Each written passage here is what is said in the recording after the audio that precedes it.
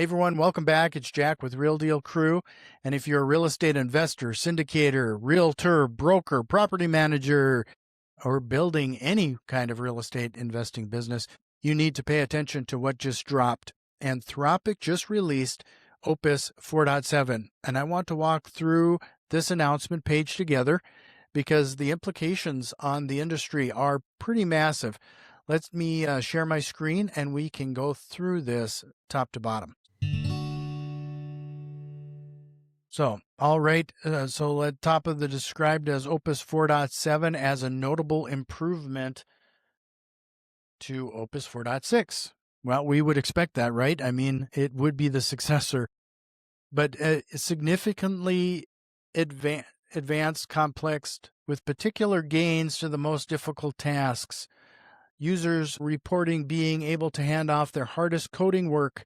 And you're going to see this as a pretty consistent thread throughout this announcement. They are really focused on engineers and code work in this announcement, but there's some correlation to what we do on a regular basis. So where this is going to kind of map over to us is that think about underwriting complex deals, pulling together a due diligence package, or building out an automated workflow in your property management operations. Those are exactly the type of long, complex, multi-step tasks this model was built for. They also call out two big upgrades here. One of them is better vision, and I'll get into that here in a minute, but in the end, it's reading images at a much higher resolution and being able to consume larger file sizes. And then it also calls out it being tasteful and creative when producing professional documents, slides, and interfaces.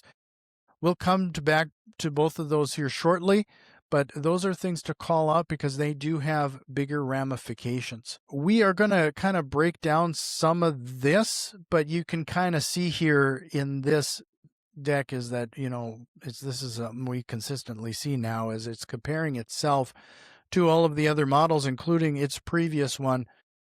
But one that I haven't seen up until now is this column for Mythos preview.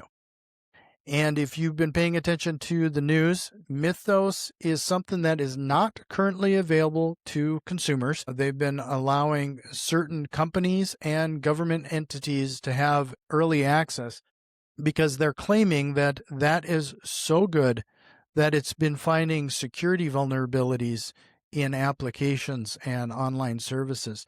So they want to give those companies access to this tool first to plug any security holes and to uncover some issues before generally available to everybody else, and then everybody kind of goes haywire on that. But Opus 4.7 kind of nestles itself between Opus 4.6 and Mythos. Just something that I thought was interesting and to call out. But now there's this section in around cybersecurity. They call it Project Glasswing, and there's a link to that in the document itself. This is mostly relevant to tech and security professionals, not directly to us in real estate. They're being intentional about limiting the certain capabilities in this model and testing safeguards before a broader release. What I'll say is this: the fact that Anthropic is this thoughtful about safety and alignment actually matters for real estate uses, especially if you're using AI to handle tenant data, financial records, or legal documents. You want to be building on a platform that takes this seriously. So availability and pricing. Opus 4.7 is available today across all Claude products and the API. And then they call out some of the third-party solutions. Pricing remains the same as Opus 4.6, $5 per million tokens input and $25 per million tokens output. I'll cover a little bit of what that means here in a minute, because that's not exactly right, because it does consume more tokens on the ingestion. So that's something that's a little nuance there that needs to be made aware of. So early testing feedback is kind of interesting, and there's quite a bit in this section that kind of has real world ramifications to us. I'm not going to scroll through all of these. Like I said, I'll link to these for you. But in the end, there is one called RAMP. It's a financial platform. It said that the combination of speed and precision could be a game changer, and that it catches its own logical faults during the planning phase. Think about it in the context of financial modeling for real estate deal, a model that double checks its own math before reporting back to you. And this is something that I've actually learned to do on my own, is that when I have it generating any kind of financial reports or pro forma or any of those type of underwriting deals, I've learned to send that back through, have it check the document for any kind of fabrications or mistakes, and then I review it. And it does catch a number of mistakes on its own that way, but it's kind of baked in here now. Hebbia said, Opus 4.7 correctly reports when data is missing instead of providing plausible but incorrect fallbacks.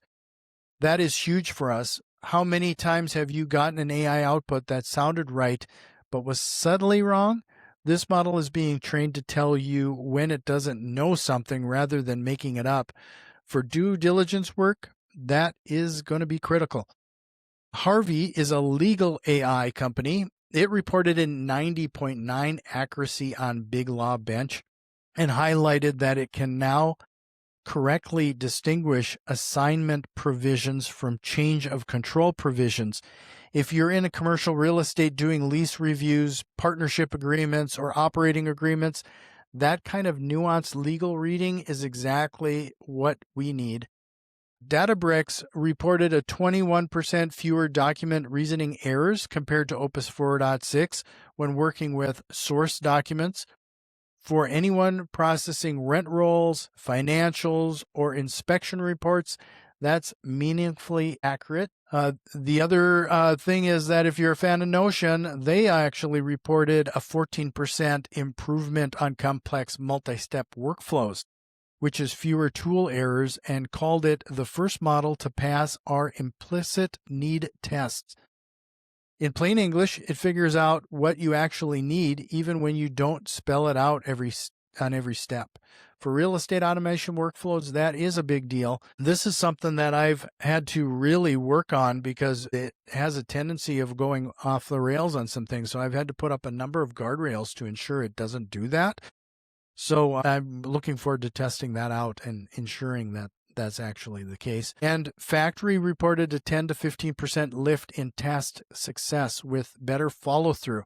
It carries work all the way through instead of stopping halfway. Again, think about long agent tasks like processing a lease renewal pipeline or a deal intake workflow. I don't know if you've experienced this. I have. Claude has had this issue as of late where it will start a task and kind of stop halfway, which isn't ideal. So this is one of those things that's kind of carrying forward here and possibly fixing an error that was active in 4.6. So highlights and notes for the internal testing. First instruction follow through. Opus 4.7 is substantially better at following instructions. They actually warn you that prompts written for older models may now produce unexpected results. Because this model takes instructions more literally, if you've got an existing workflow built in Claude, you may want to audit your prompts.